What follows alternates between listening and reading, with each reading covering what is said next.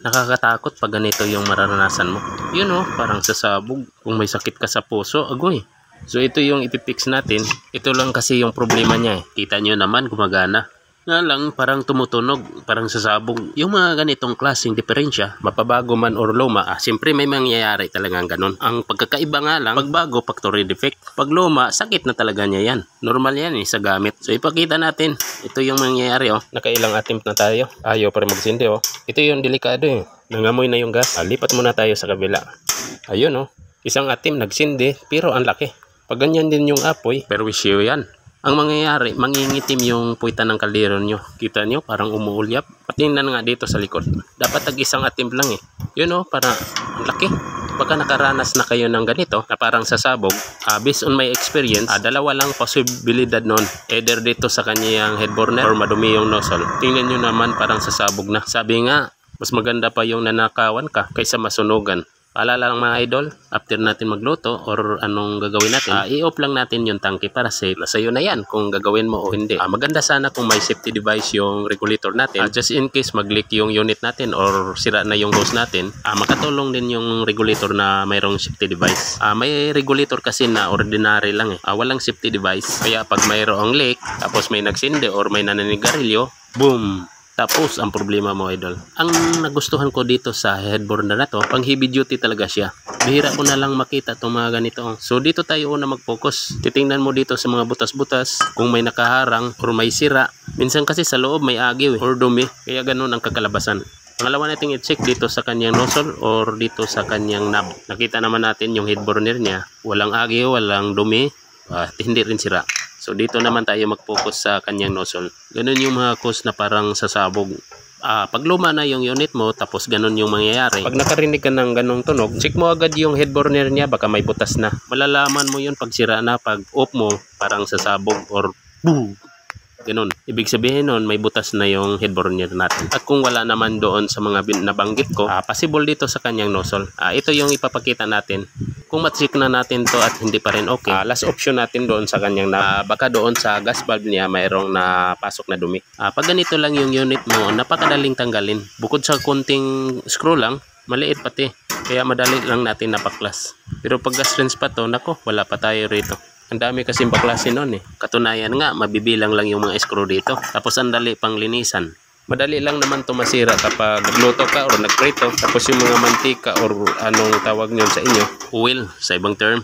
Yung pagprito kasi maalat yung mantika nun eh. Tapos tatalsik doon sa body or sa kanyang head burner. Kung hindi mo siya mapunasan, ang body niya at siyempre yung head burner. Dapat hugasan natin yon para yung mga mantika na dumikit hindi makakos ng kalawang siyempre.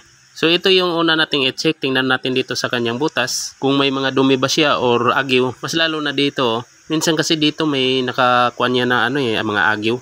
Yung parang parang sapot sa gagamba na maliliit lang. So yun yung cause. Minsan pa nga yung apoy sobrang laki tapos hindi na siya makontrol. Maski i-adjust mo doon sa kanyang adjuster. So dito ka mag-check.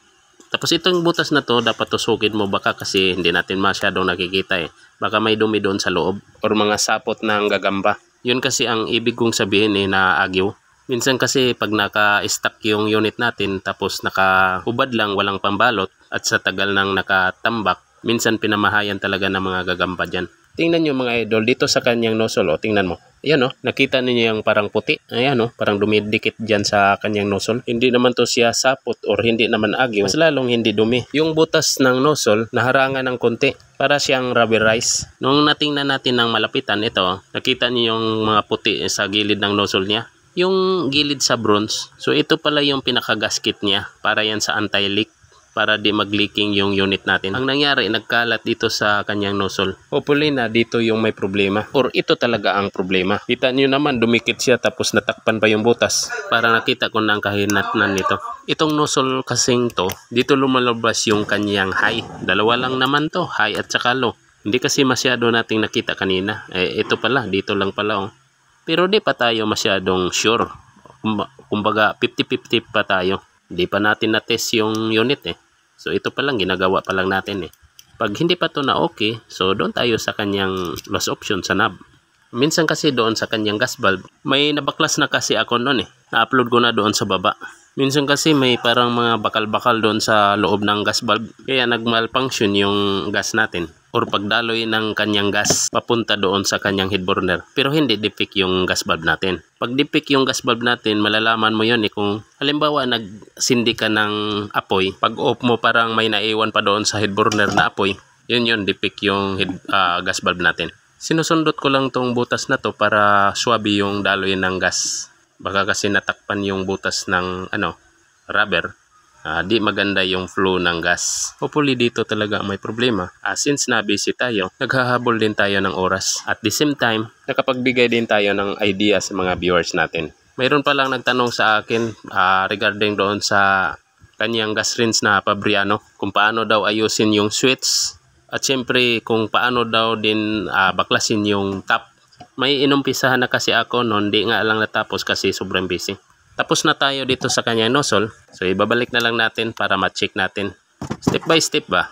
Hirap naman yung baklasin na natin yung knob tapos okay na pala. So nakatipid tayo ng oras. Pagbalik, salpak-salpak lang naman Ito. So balikan natin. Sir, ma'am, yung Fabriano, baka sa sunod na yon kasi hirap kasi maghanap ng unit na Fabriano Mayroon na sana yung dati na Fabriano na gas rinse at binidyuhan ko na. Ang problema, hindi rin nagtagal. Kinuha kasi. Naibenta na. Kinuhanan ko lang yun ng content kasi para sa nag-request sa akin ng mga customer. Brand new kasi yun kaya naibenta na. Hirap naman din na mag-upload tayo na kulang. Hindi kompleto yung detalye. Ang kalabasan nun parang may part 1, part 2. Yun yung kalabasan nun Para ma-satisfy yung nag-request sa akin, magantay na lang ako ng iba pang unit. May darating pa naman Hindi ko lang sure kung makita pa nila. Marami na kasi nag-request dito na ano daw yung sakit, anong problema nito. So ganon-ganon, etc. etc. So ginawa ko, awa ng Diyos na okay naman yung mga unit nila. So ito, mahaba-haba din yung proseso natin. Try nga natin kung ano yung kakalabasan sa pag-ayos natin. Minsan pag nagsindi ka, kagaya nito, kailang atim. May mga teknik to para mag-isang attempt lang. Tuturo ko sa inyo kung paano gawin yung isang attempt lang. Para isang package lang. Gaya nito, sindi ka ng sindi tapos hindi naman nag-apoy agad. Pag mahirap pag-sindi, dito lang dito lang yan ina-adjust. Minsan itulak mo siya pa baba or pataas. Kagaya nito, nasa baba. Iangat mo siya ng konti. Dapat naka-label yan dyan sa head burner. Kagaya nito, itaas natin para isang click lang.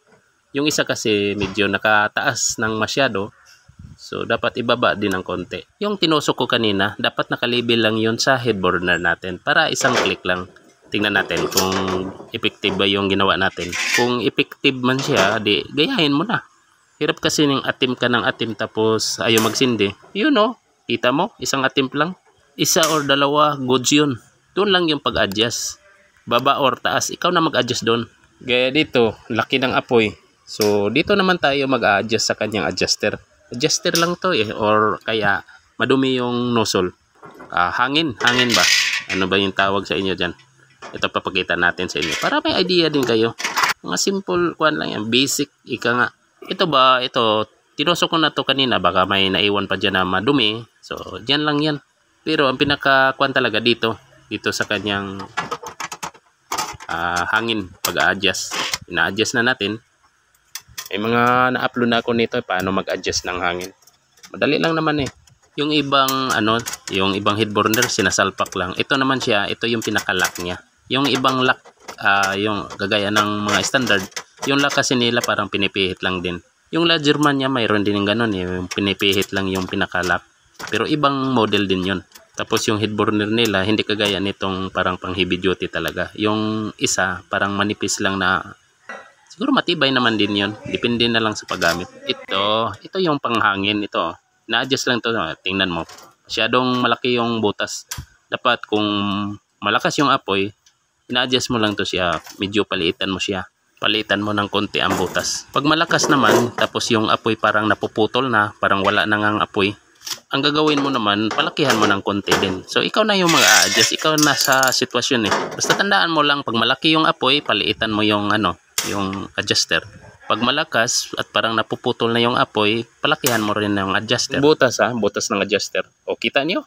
After natin na-adjust yung kanyang nozzle, isang click na lang, isa or dalawa. Okay na yun. Kanina nakailang atim tayo, tuloy nangangamoy na ng gas. So, delikado yun. Pag nagtambak na yung gas tapos mag-click ka, boom, sabog yung kaluluwa. So dito lang pala ang may problema. So hindi na tayo magbaklas dito sa kanyang knob. Salamat sa panonood mga idol. God bless.